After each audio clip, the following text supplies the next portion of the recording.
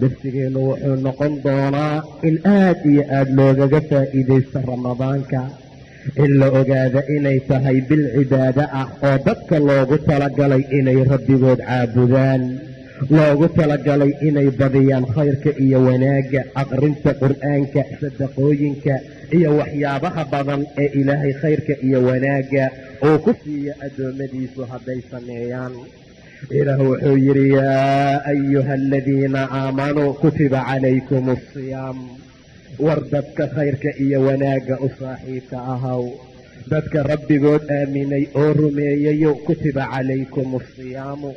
waxaa korkiina laydinku waajib yeelay, waxaa korkiina lagu qoray, waxaa mar walba la rabaa inaad ku dadaashaan awaamirta alla fulinteedee kutiba calaykum asiyaamu,